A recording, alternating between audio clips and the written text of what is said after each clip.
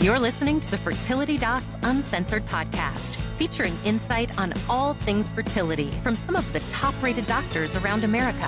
Whether you're struggling to conceive or just planning for your future family, we're here to guide you every step of the way.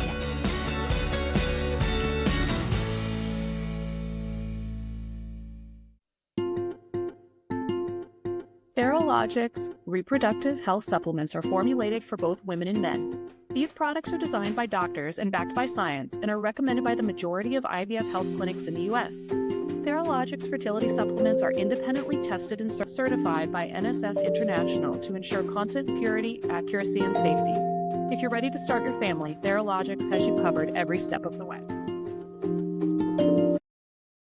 Hello, and welcome to another episode of Fertility Docs Uncensored.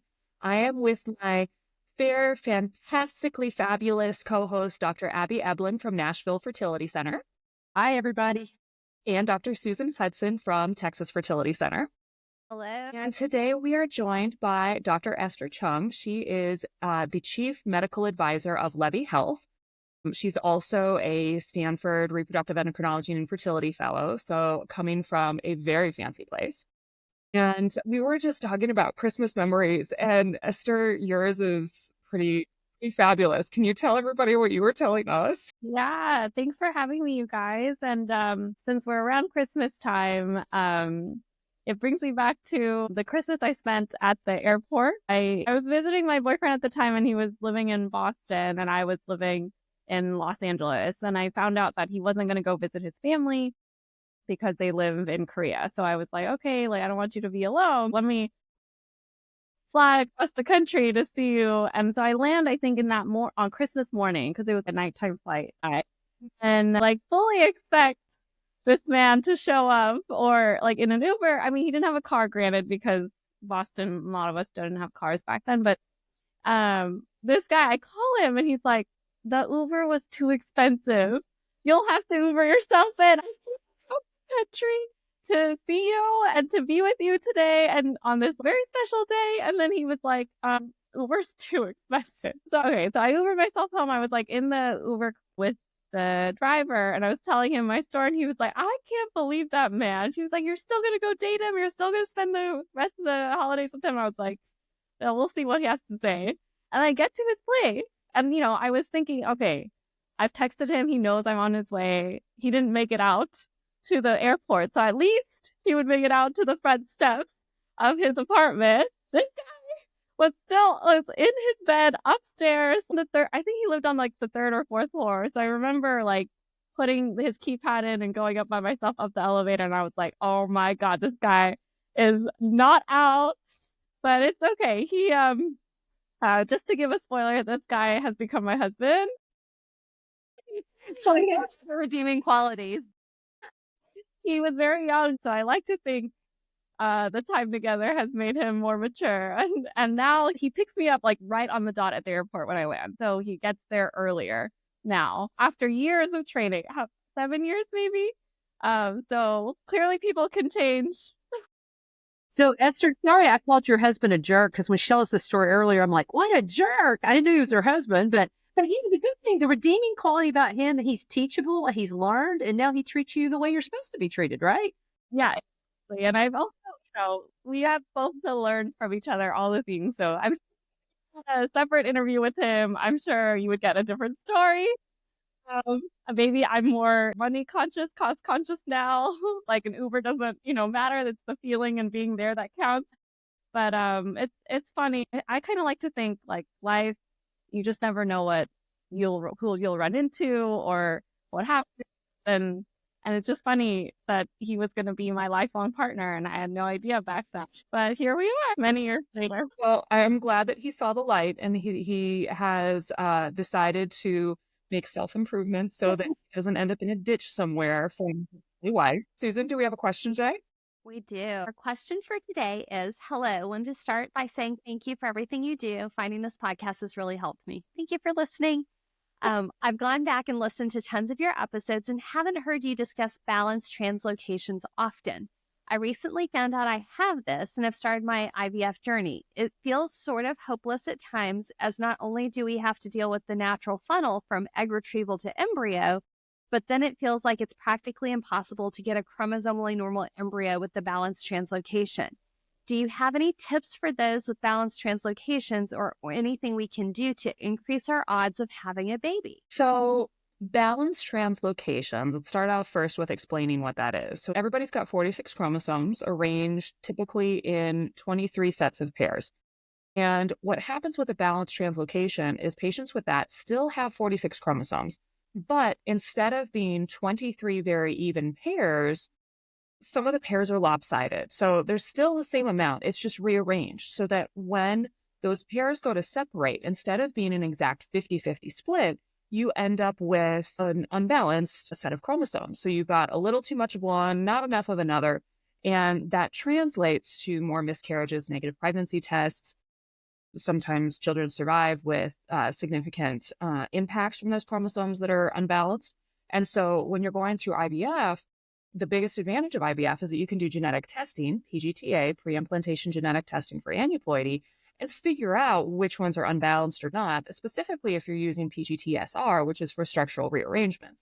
So that's kind of the background of the story for our other listeners who have not had to immerse themselves in that particular part of the genetics world. So, Abby, what do you think? Well, I think it's partly a numbers game. I don't know that there's anything you personally can do. It's kind of like Carrie says, it's like pulling the lever on the slot machine in the casino. You never know how the genetic lottery is going to turn out. The more eggs that you have, so the younger you are usually, the more eggs that you get. And generally in our practice, about 70% of the time, we're able to find at least one acceptable embryo to transfer. Now, that could mean an embryo that's completely unaffected, or it can mean an embryo that carries that same translocation. And so certainly most people would want to have a completely unaffected embryo, but the majority of times we can do a transfer. Unfortunately, if we don't find a normal embryo, that means that you'd have to go back through again, but that's where age is to your benefit if you're younger and can make more embryos.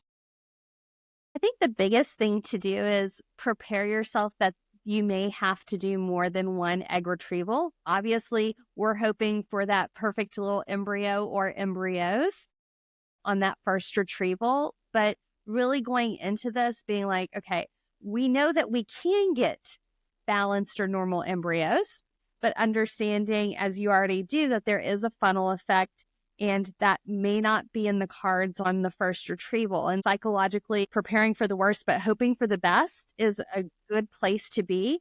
Knowing that I've had patients who have chosen not to do IVF, who had balanced translocations, and they might end up with lots and lots of miscarriages, but there's a reasonable chance down the road that they might have a child. And knowing that it is possible that normal embryos or balanced embryos are a potential likelihood, but we just don't know if it's going to happen on that first retrieval. And again, knowing that you're going to need to be stimulated pretty aggressively to get more eggs is also something to be aware of. I would also say that if you're looking for a silver lining for this, it's that because there are a lot of people who don't even figure out until they've gone through their first IVF cycle, and then they find out, and then they've got to completely readjust all of their expectations.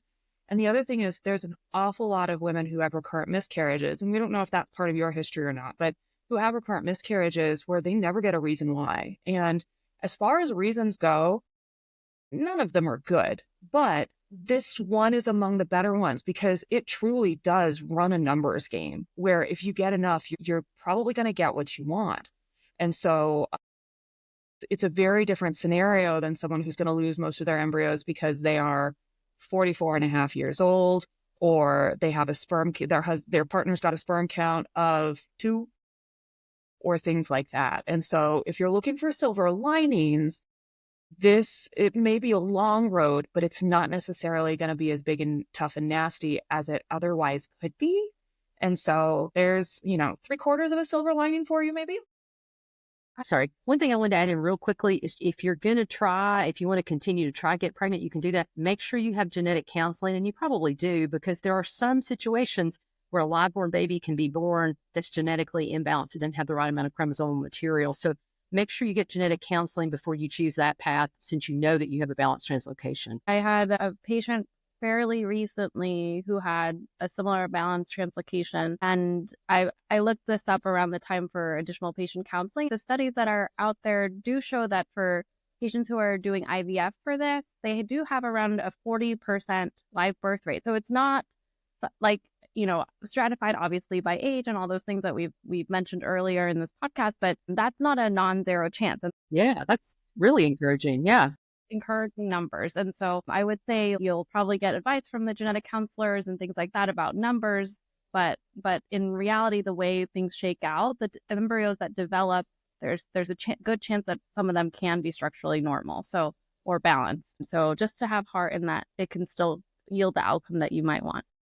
One additional thing I do want to mention is, even though you have a reason for your miscarriages, please make sure you also have a complete evaluation for recurrent pregnancy loss. Yes. Because 30% of people with recurrent pregnancy loss have multiple things going on, and we would hate to be missing something else that we should be treating at the same time as your balanced translocation. So even though you have an answer, make sure we've wiped the slate of the other things that we can test for as well. Let's move on to our big subject for today, which is taking the first steps in your fertility journey. We're very fortunate to have Dr. Esther Chung with us. She is the Chief Medical Advisor of Levy Health. And tell us a little bit about Levy and how you got into this, and how taking first steps is really kind of the perfect topic to go through with you in particular. Yeah. So ever since I was a OBGYN resident, I've always had an interest in femtech, fertility tech ways to kind of improve the inefficiencies in our world by leveraging tech-enabled software and things like that improve the process, not only for the patient, but for physicians. And so I happened to run into the founders of Levy at a dinner at one of my favorite fertility conferences, and we got into a little debate on like how this software that Levy Health created could benefit OBGYNs versus patients versus fertility physicians. And so we got into a healthy debate about the pros and cons of this software, what it does. And basically, at its core, it's supposed to be a diagnostic support tool where, instead of just ordering a full fertility panel that is not specific to the patient, the software walks the patient through a series of questions that ask them about their menstrual health, their GYN health, their OB health, tailors what the diagnostic workup will look like for that patient, and then not only explains why certain tests are ordered. After the tests are done, they also get an explanation for what those tests mean and what those results mean. So it's a lot more comprehensive than some of the existing products out there, where patients will pay $100, $150, and then they'll get their blood drawn and they get a slew of hormones done with very little, maybe like a small little paragraph explanations of like what these things are. But it's not really individualized. There's not a good reasoning for why we order those things. And basically things can get either missed or over ordered. I felt like, as a physician, being involved in these startups and basically giving a lot of advice on what is actually useful for patients to learn, what is actually useful for physicians, felt like it was a unique area that I could give my expertise and spend some of my time outside of work doing stuff that I enjoy. So this is something that I hope to keep doing like throughout my career. But basically, I wanted to work on something that helped patients understand why we as physicians order these things, but then also to help them interpret it. Because I think the biggest thing that prevents people from starting their fertility journey or going to go see a fertility physician is the fear of the unknown. Yes, I think you're right. Yeah, just like having the words to explain, to understand what we are telling them in that first hour of meeting, to have some understanding of what concepts we're talking about, I feel like makes the conversation way less scary, makes the process way less gray and like scary to embark on. And so that's sort of what I would say Levy is hoping to bring to patients. Levy at its core is not just a consumer product. The main point of Levy is to work with existing fertility clinics, existing OBGYN offices, where you get all of this workup done. You bring this workup, or the clinics will have all of this information as well as soon as a patient goes through this on the Levy portal at home like they can access it through their phone or at home on their computer. But basically all that information, all the diagnostic workup tests, the physician will also have access to. So the really nice thing about this is that it's not just letting a patient interpret things all on their own, right? The idea is that we will provide patient education through a Levy lexicon learning portal where patients can look up. Under every single question that we ask them, we write down the reason for why we asked this question. And then if they want to learn more, there's more information that they can educate themselves on. And all of those written things have been reviewed by either OBGYNs or fertility specialists. And so there's that component. But then the other component is that when they come to see you guys or whoever their fertility physician is, and if they are a partner of Levy, that physician, when they meet you, instead of having a very general conversation about fertility, your ovarian reserve, all this stuff, it becomes a very tailored conversation, very individualized to that person or that person and their partner, if there is a partner involved at the time of consultation. That initial conversation built a lot of trust because your doctor already knows you before they are, talking to you about what your fertility experience may look. When people are thinking about diving into getting help for their fertility challenges, what we were going to focus on today was what are those first things to do? When should somebody start thinking I might need help? Yeah, I think that question I feel has evolved over the years because a while ago I would have said, as you're thinking about, building a family, the year or two before, it would be a great time to go see your OBGYN or make an appointment with your fertility physician to understand what goes into this process before you actually embark on it.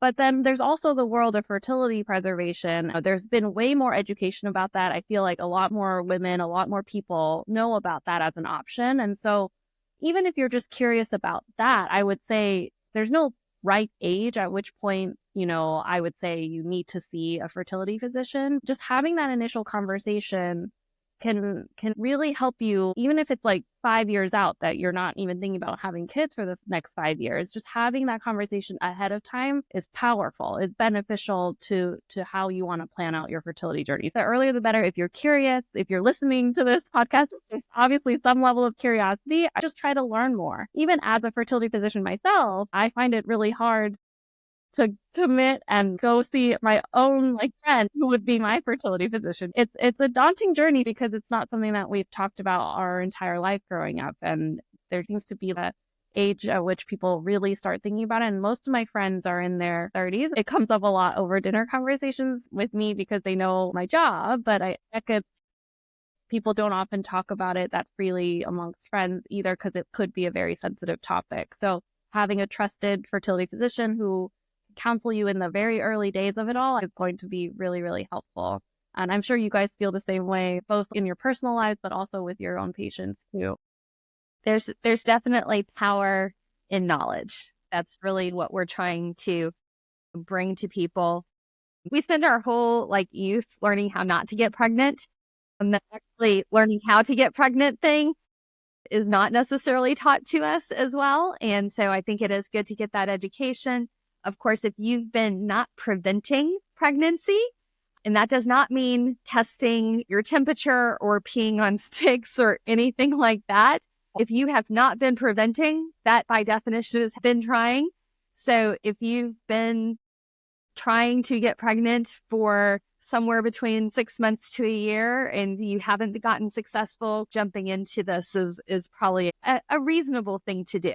Yes, definitely. Yeah, for sure. If you are actively not using any protection and hoping to have kids in the next year or two, but nothing's been happening for the last year, then definitely seek some professional help through your fertility physician. Or if you want to start with your OBGYN, that would be a really good place to start.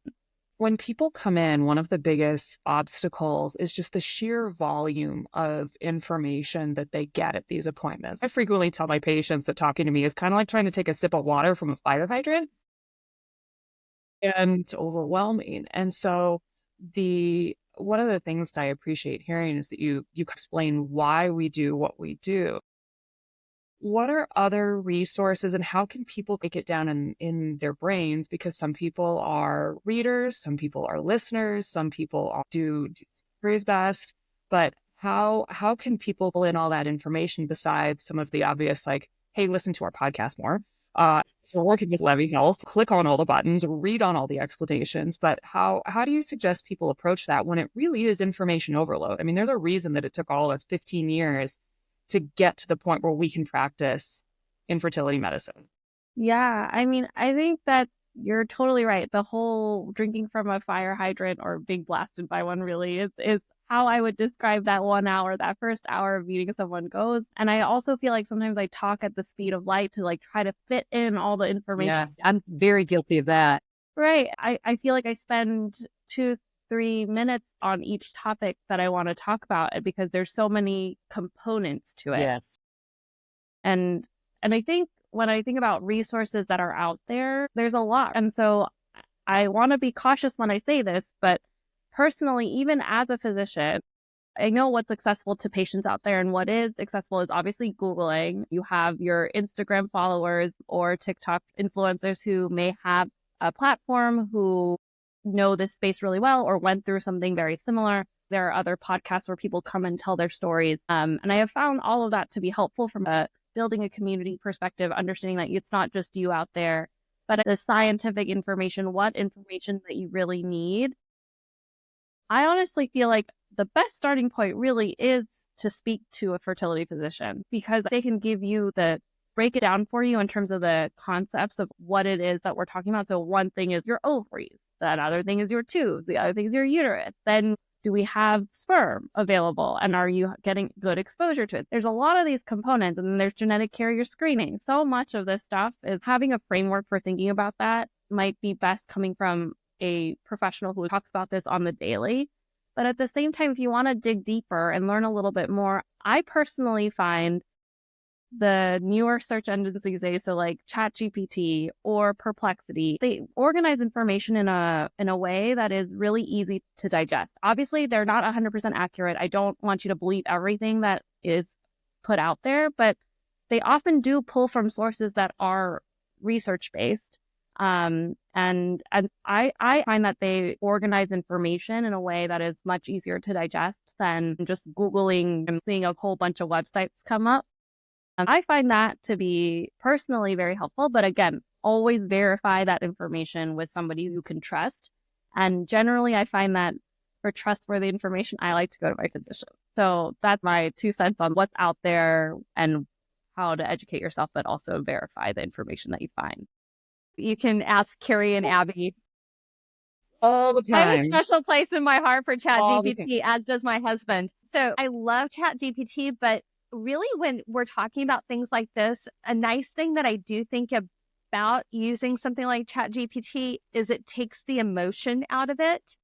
There's a lot of resources that are out there for the general consumer that you may not realize have a lot of emotion attached. If you're getting data from a source like that, one, it's not going to have the innate personal emotional bias that a lot of other resources are going to have.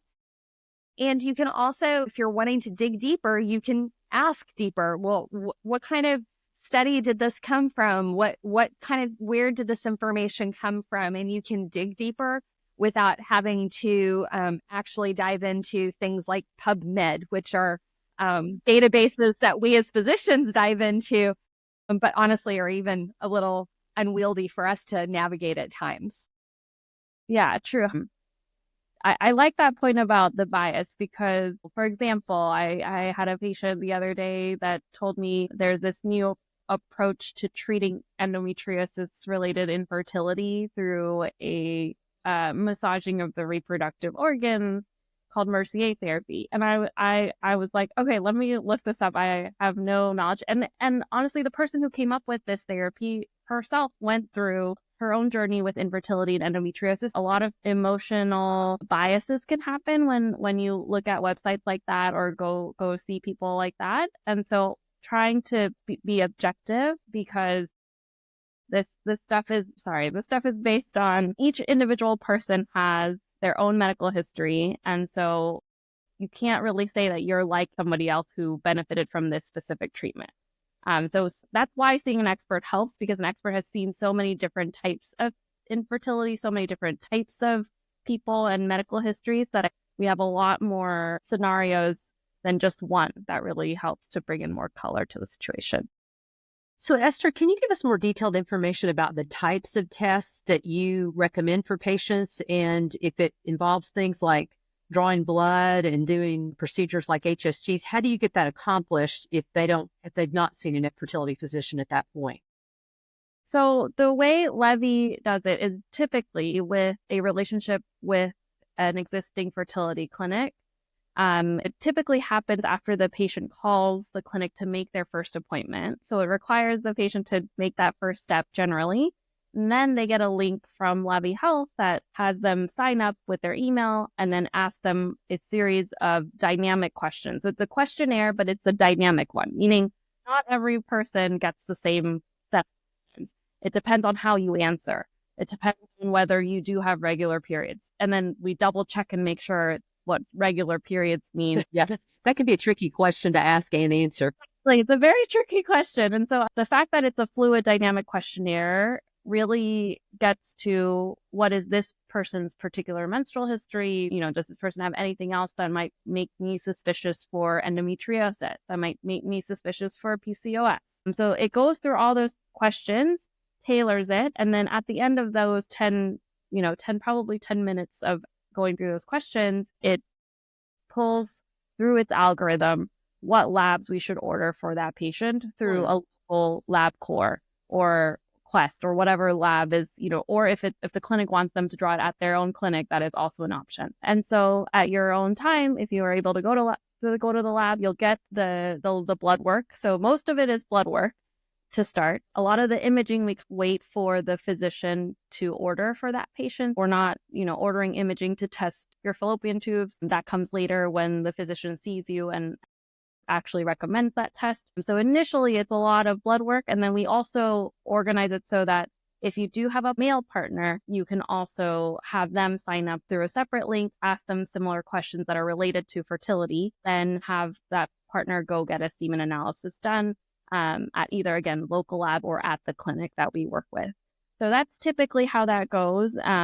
And I do like it in that it is very personalized to that particular patient. And then again, explains why are we ordering it. You answer XYZ on this questionnaire, and that's why it triggered the software to recommend this lab. And then after you get the lab done, it explains what that means.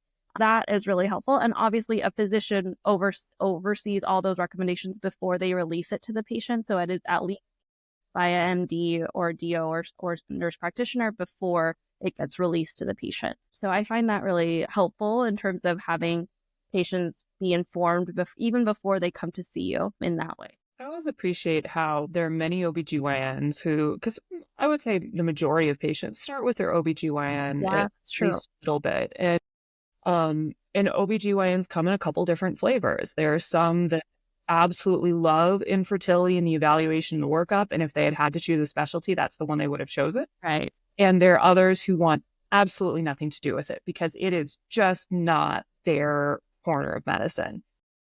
And most of those docs are very aware of who they are. I can point to the docs in my community. I know the ones who really like doing it, and I know the ones who really don't want to do any of it.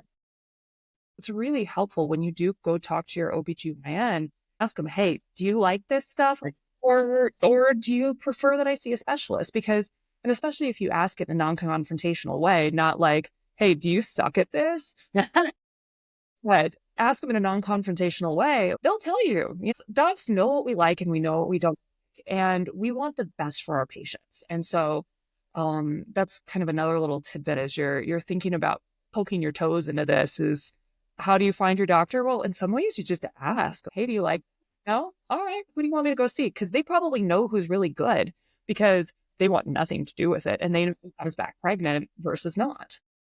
Another thing also is knowing your personality and how much time you personally need to spend with your physician at the beginning of your journey.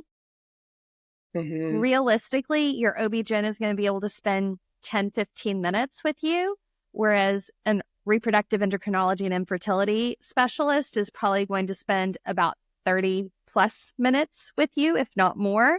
Yeah. And so some people want something brief to the point, and that is completely fine. But if you know you're the type of person who may need a little bit more hand holding, a little bit more explanation, that you may have more questions, that's a person that probably starting out with an REI is probably a better thing. Nowadays, even if you're geographically limited, know that a lot of times you can do a telemedicine visit for your initial visit. You're eventually going to need to come in because you're going to need an ultrasound and different things like this. But at least you can kind of knock that first part out. And honestly, that first appointment is the hardest step to take, but the most important.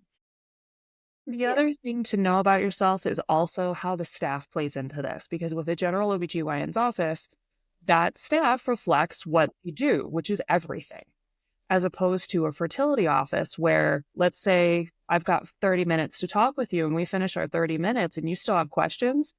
If I know you have questions about how does this work or how do I get these labs or whatever, I know exactly who on my staff I can send you to, because they can go through it in a ton of detail. And in some cases, they're going to be way better than I am, because they're going to say, okay, you're going to go to Quest, but you're going to call now and you're going to do it this time and you're going to plan this general area. And they can give you the details that make your life a little bit easier in dealing with some of these specialty things that we do, that they're not hard, but they're also a lot easier if you can have someone say, oh yeah, Quest only does that semen analysis from 7 to 10, Monday through Friday at this one office at this specific address.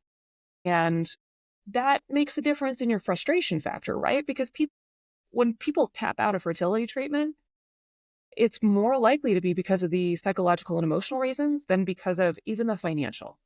And so if you can cut some of the crap with how you get there, that can be really helpful.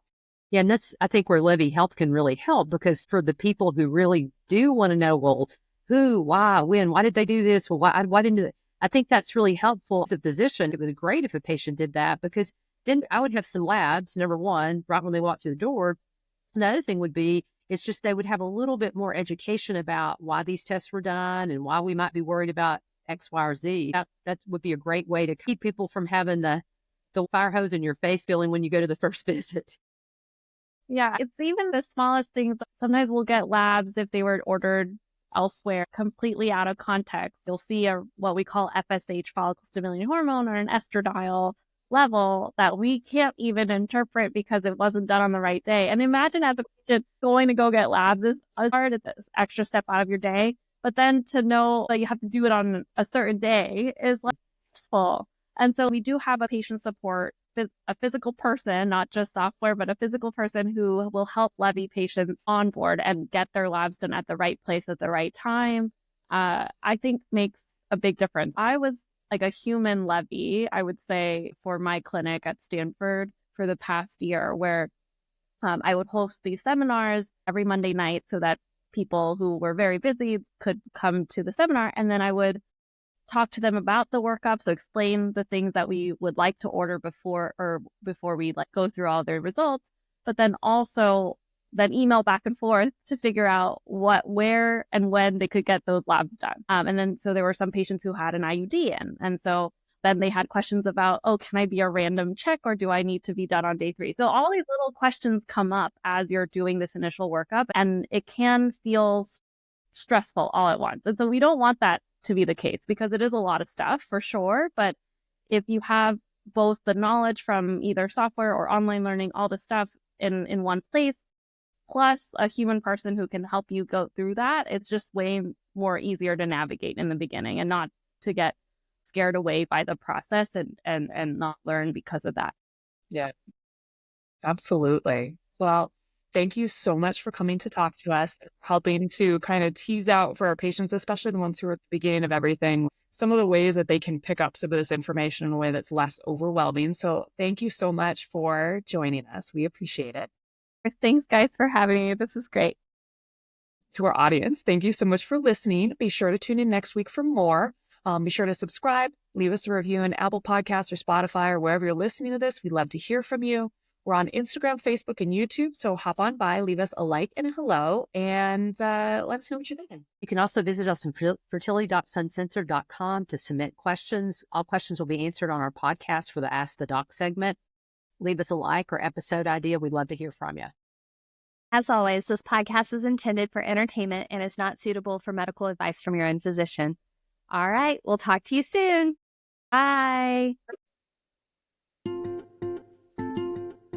Millions of women worldwide swear by Ovasitol, the #1 inositol supplement by Theralogics for balancing hormone levels. Theralogics also offers a wider range of evidence-based fertility supplements for men and women, trusted by the top fertility clinics across the country. All Theralogics products are independently tested and certified for content accuracy, purity, and freedom from contaminants. Theralogics, supplements from science.